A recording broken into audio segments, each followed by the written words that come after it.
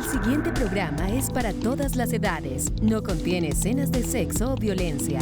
Es apto para toda la familia. Cuenta con el sistema Closed Caption y es financiado con recursos del Fondo Único de TIC.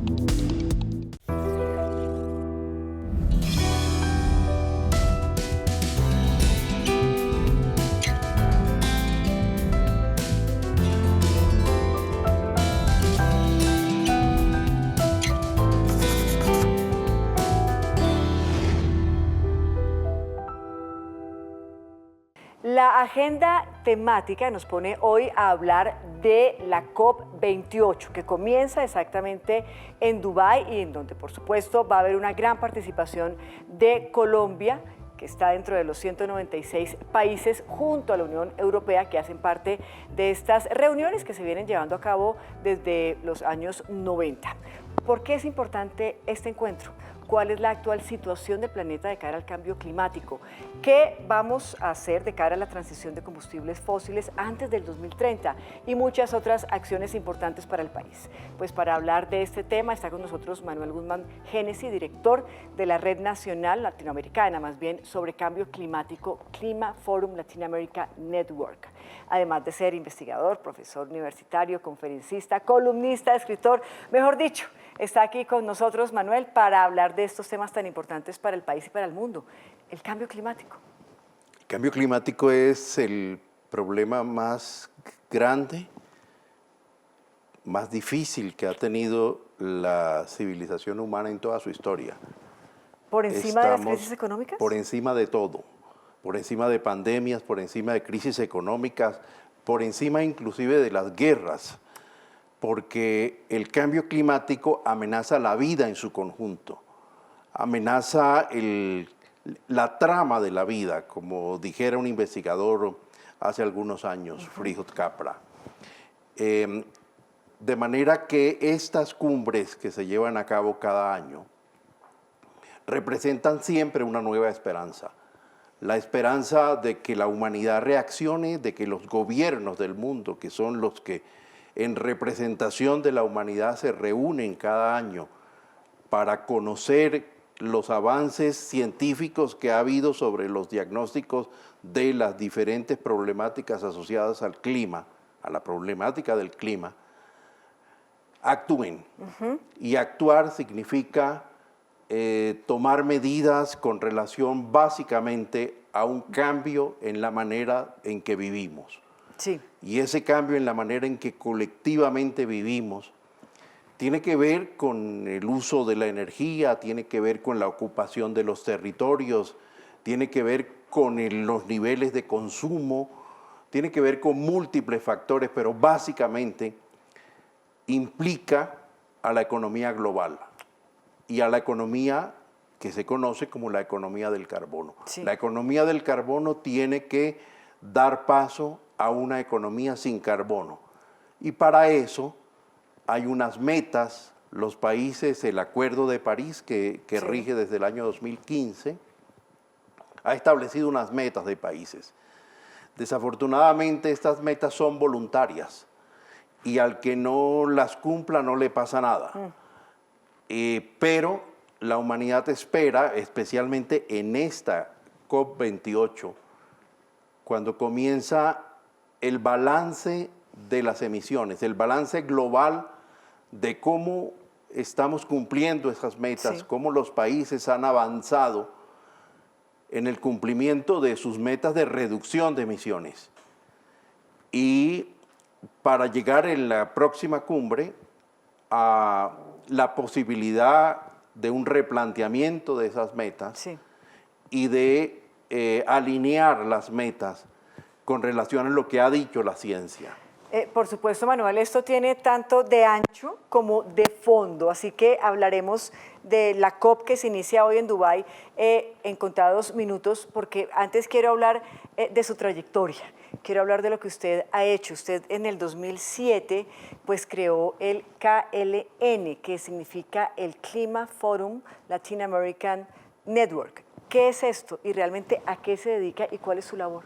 Bueno, KLN es una organización que pues no fue creada por mí, sino por un conjunto de académicos latinoamericanos, ¿Incluido usted? incluido yo, por supuesto, que en el año 2006, 2005, comenzamos a preguntarnos por este problema. No se conocía la información de la ciencia que hoy tenemos, es decir, no se le llamaba crisis climática todavía, se le llamaba cambio climático y se tenía la sospecha de que eso iba a ser un problema sumamente grave para el futuro de la humanidad y de la civilización en su conjunto.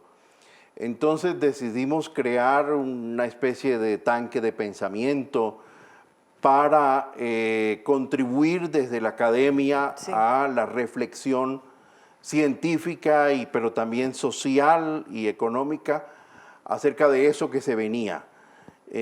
Fundamos cátedras en diferentes universidades de América Latina, entre ellas la Universidad del Rosario de Bogotá, que fue pues la primera cátedra que se creó sobre esta materia en Colombia en el año 2007 precisamente. Y desde entonces pues estamos trabajando en el seguimiento de estas cumbres globales del clima y en el seguimiento de la información científica que se produce alrededor de este tema.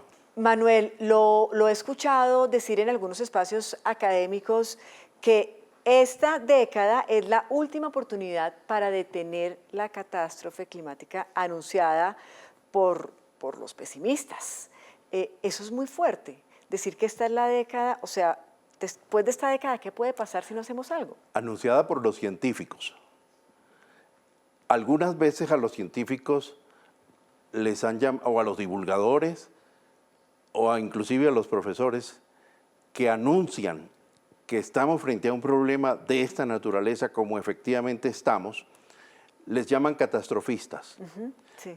Yo les llamaría los realistas responsables divulgadores de un problema.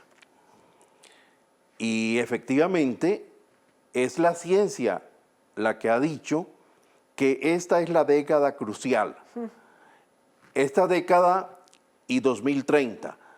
Si la humanidad no modifica sus patrones de producción y consumo antes del año 2030, van a sucederse catástrofes en cadena, van a intensificarse las catástrofes en cadena que ya están sucediendo. Acabamos de tener un verano en Europa con temperaturas que llegaron a 56 grados Celsius. Acabamos de tener una gran cantidad de muertes en Europa por olas de calor, de personas que sufrieron las altísimas temperaturas, en África también, en Estados Unidos. Ha habido fenómenos de sequías, ha habido fenómenos de inundaciones en la India y en los países africanos. Se avecina un fenómeno del Niño que es un fenómeno natural, pero que se intensifica en virtud de la crisis climática que vivimos. Sí.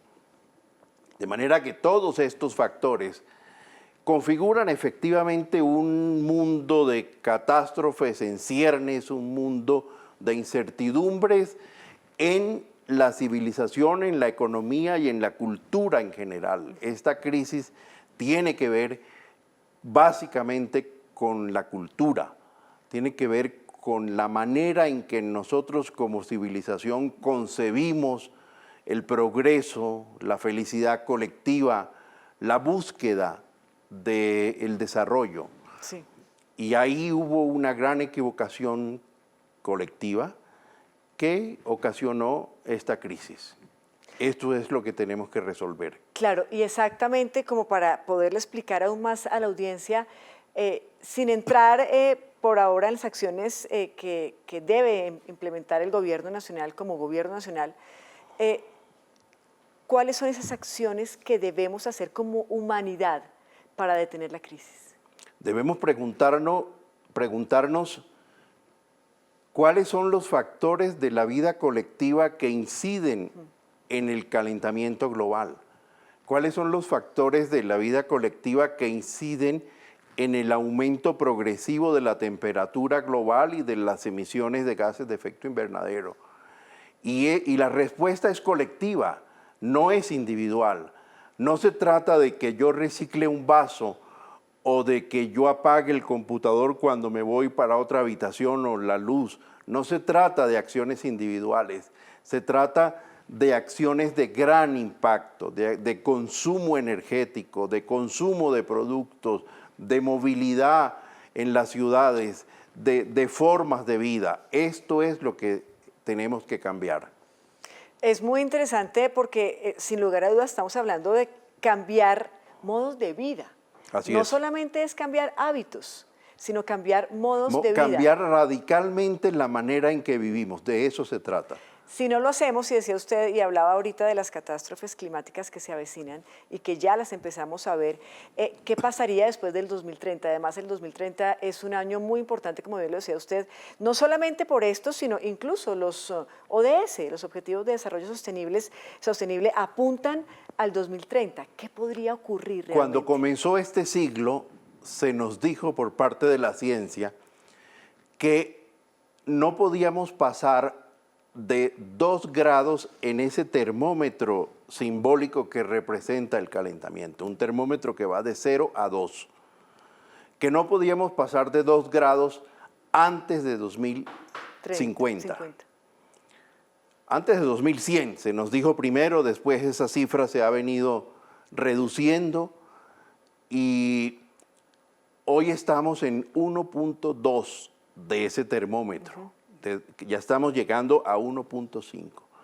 Después se nos dijo en el Acuerdo de París que no podíamos, que el límite era 2, pero ese límite lo corrigió el panel de científicos en el año 2018 y dijo que el límite no era 2, sino que era 1.5. De ese límite de 1.5 estamos muy cerca. Claro. Se produjo el mes pasado un informe de un grupo de científicos de Europa que, extrapolando las temperaturas del verano que acaba de suceder, indican que ya sobrepasamos ese 1.5, que en el año 2023 sobrepasamos 1.5. Me pregunto si este dato de la ciencia será tomado en cuenta por los negociadores de la crisis climática que en nombre de todos nosotros se reunirán en los Emiratos Árabes Unidos.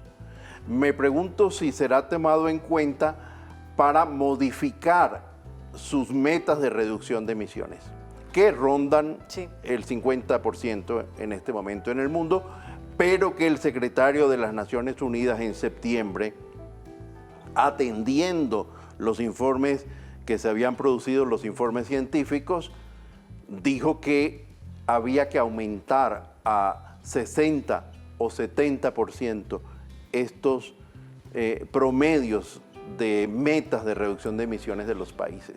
Estamos bastante lejos de cumplir esos objetivos. Hablamos de la COP28 después de la pausa y del papel de Colombia allí, crucial, importante desde hoy. Perfecto. Ya regresamos a Entrevistas con Alma de País.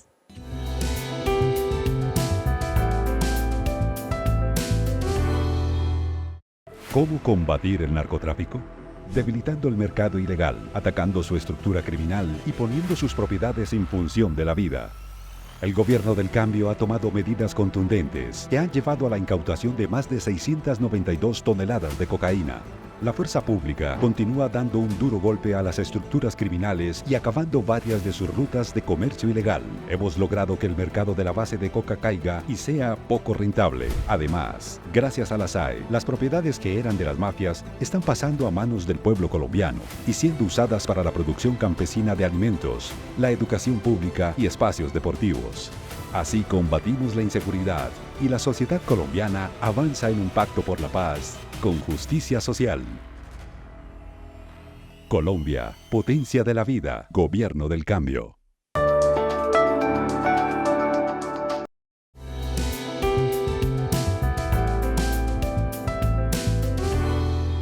Continuamos en Entrevistas con Alma de País, hoy conversando con Manuel Guzmán Génesi. Él es consultor, asesor de organizaciones y de gobiernos en temas de sostenibilidad, transición energética y cambio climático. Y pues hoy inicia la COP28 en Dubái, donde Colombia, por supuesto, tendrá una participación muy importante. Y queremos, antes de continuar con la charla, Manuel, compartir con toda nuestra audiencia un video que es primicia, porque realmente el material con el que abrirá la participación el presidente Gustavo Petro en esta cumbre tan importante, la COP28. Los invitamos a verlo.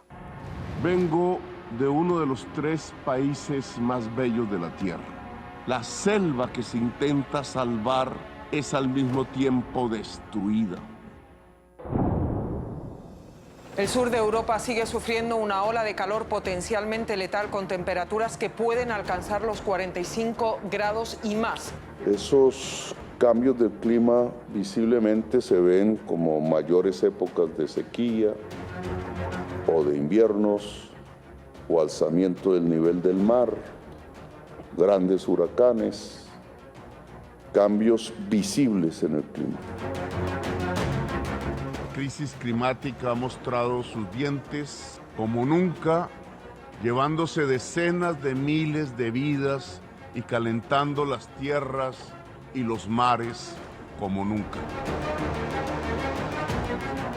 Ha sido un año en que la humanidad ha perdido y ha avanzado sin titubeos los tiempos de la extinción.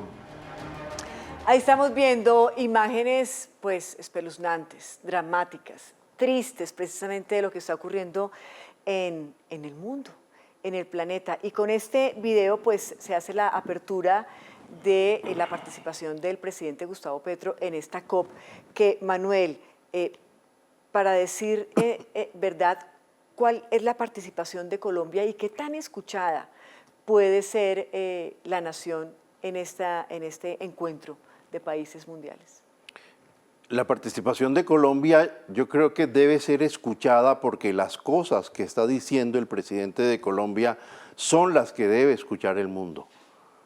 El presidente de Colombia acaba de firmar recientemente una alianza que se llama algo así como más allá del petróleo y el gas.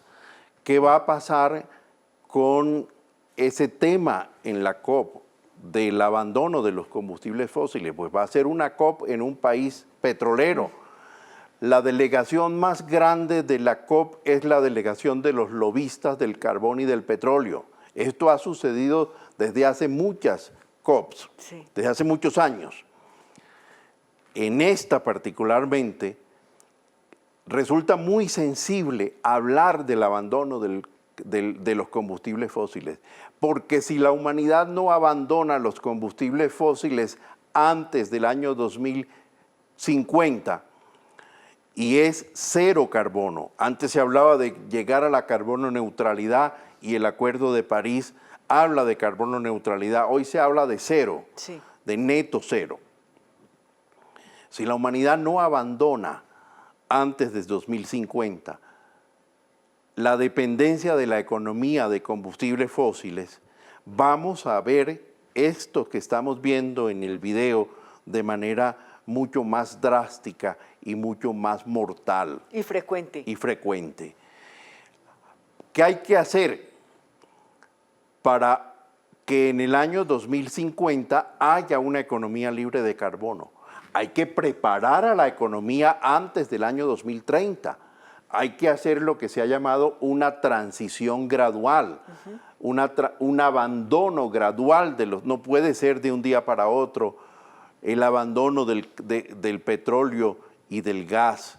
Hay que hacer un proceso gradual, que es lo que se está planteando en la hoja de ruta de Colombia para la transición energética, y es lo que no se está haciendo con la debida celeridad, claro, en los países altamente productores de petróleo y de gas y altamente emisores de dióxido de carbono. Claro, entonces ¿con qué esperanza mira uno esta COP cuando está llena de lobistas, cuando se va a realizar en un país que es netamente petrolero, cuando hay presencia de todos estos países? ¿Realmente cuál es la esperanza? La esperanza es que se imponga la razón sobre los intereses.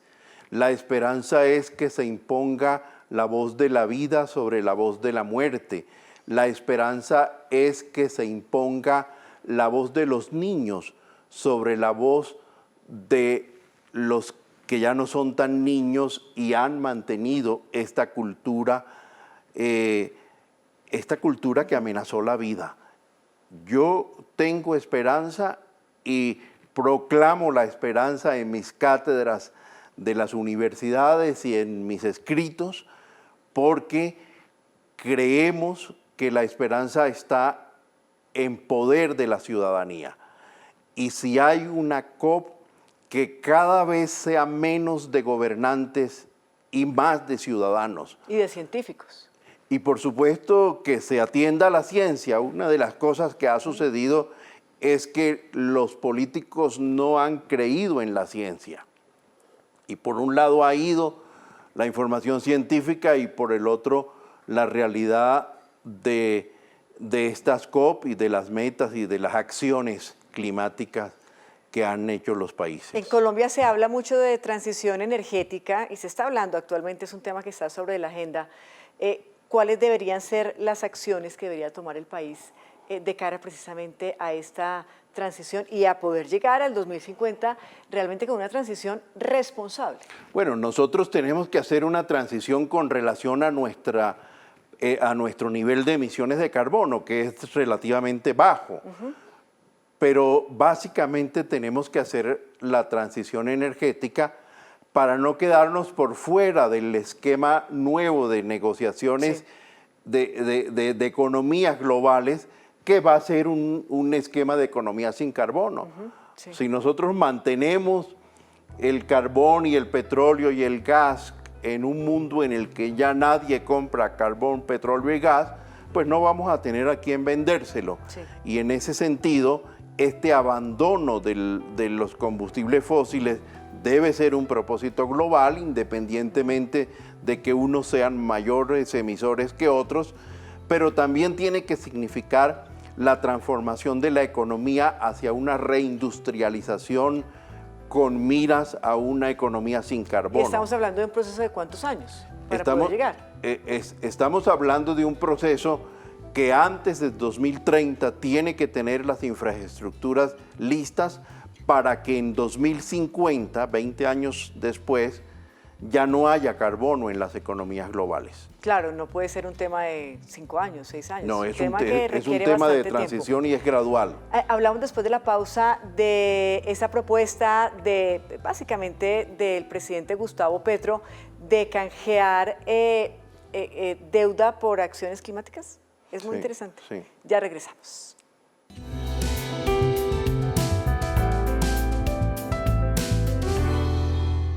Los colombianos y las colombianas merecemos tener una vida digna. Por eso queremos que todos los sectores se comprometan con las reformas para lograrlo. Es hora de unirnos alrededor de nuestras diferencias para sacar adelante reformas que salden deudas históricas y nos permitan construir la nación equitativa, democrática, próspera, segura y en paz que tanto queremos. Así cambiaremos nuestro destino con justicia social. Juntos llegamos más lejos.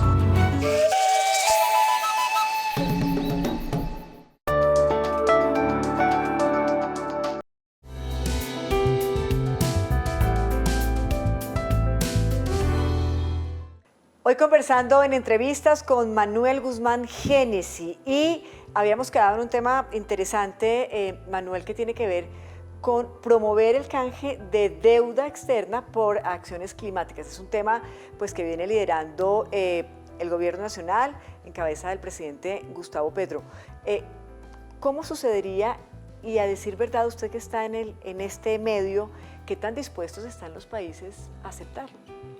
Ha habido algunas señales positivas, especialmente del gobierno de los Estados Unidos, de utilizar este mecanismo. Este es un mecanismo que puede ser inclusive regional, en razón de la valoración de nuestros ecosistemas y especialmente ¿Pero en la práctica cómo sería? De la selva amazónica.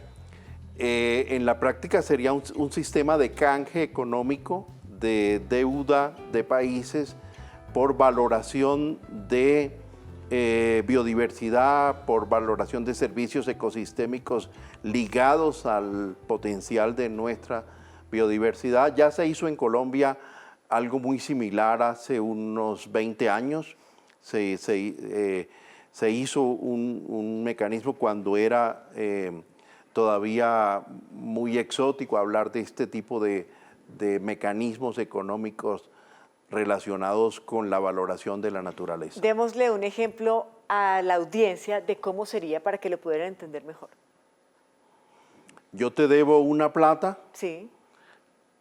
valoro lo que yo tengo en materia de vida y tú le das valor a esa vida. Yo la protejo, digámoslo así. Sí, me ayudas a conservar esa vida y no te pago la plata que te debo, más o menos así. Es muy interesante el tema y por supuesto necesita de dos voluntades para que es una negociación. Lleve a cabo. Claro. Exactamente. Cambiándolo de tema, ahorita el 2 de diciembre, en 2-3 días, va a estar el Papa Francisco en esta COP, ¿no? Él lo afirmó y lo confirmó el Vaticano hace un par de semanas, hablando precisamente de la crisis climática. Pero ¿qué significa la presencia para el mundo, y no solamente el mundo occidental, del Papa Francisco en un evento como este? Significa la presencia de la voz de un líder eclesial de la mayor importancia.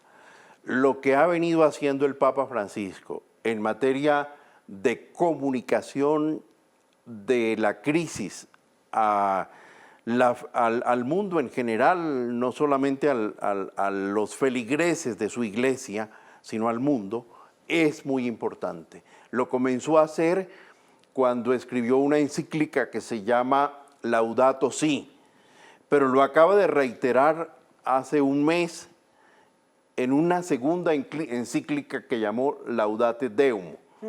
Lo que dice en Laudate Deum, palabras más, es: señores del mundo, yo les dije en 2015 en Laudato Si que esto era un problema grave y ustedes no me pararon bolas.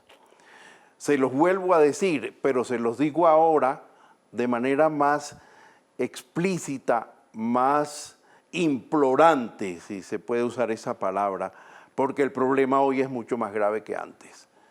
Y al Papa hay que escucharlo y al Papa hay que leerlo. Claro, y a usted también hay que leerlo porque es un gran columnista y dentro de las columnas que ha escrito ha habido una que me ha causado bastante, digamos que reflexión, y tiene que ver con el tema de las comunidades energéticas. Y va muy de la mano con las propuestas también del Gobierno del Cambio. ¿Qué son esas comunidades energéticas y qué tan posibles son en Colombia? Son muy posibles, ya se están haciendo. Son grupos de ciudadanos que deciden no depender del petróleo y del gas y que deciden conectarse al sol y al viento. Esos son comunidades energéticas. Grupos de personas que deciden conectarse a una fuente no renovable de energía. Esto sucede en el mundo cada vez más. En muchos países de Europa y de Estados Unidos ha habido grupos de ciudadanos que se desconectan de las energías fósiles y se conectan al sol. Hoy nuestra legislación permite que haya comunidades energéticas, que si les sobra la energía que sacan del sol, se la venden al sistema. La primera inversión es costosa. ¿La qué? La primera inversión. Ya no es tan costosa. La manera como han venido reduciéndose los paneles solares en el mundo, las instalaciones relacionadas con energías renovables es notable. Hoy ya no es tan costoso. Bueno, es una buena noticia. Claro. He visto personas que se desconectan en las ciudades. No es un tema simplemente del campo, es un tema también de las ciudades.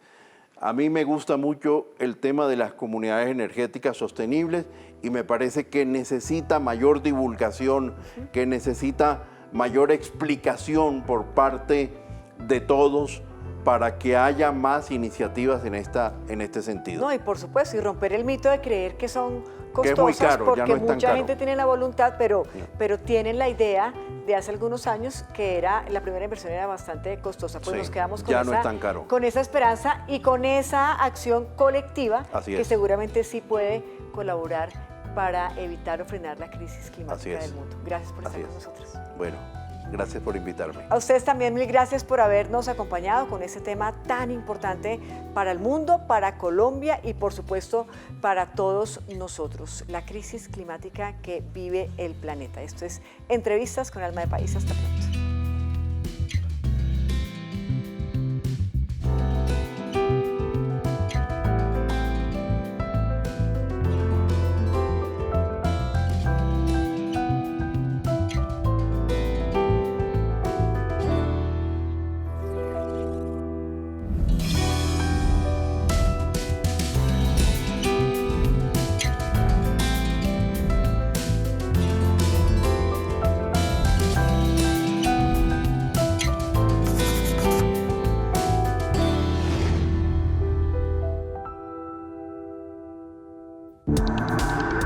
Este contenido fue financiado con recursos del Fondo Único de TIC.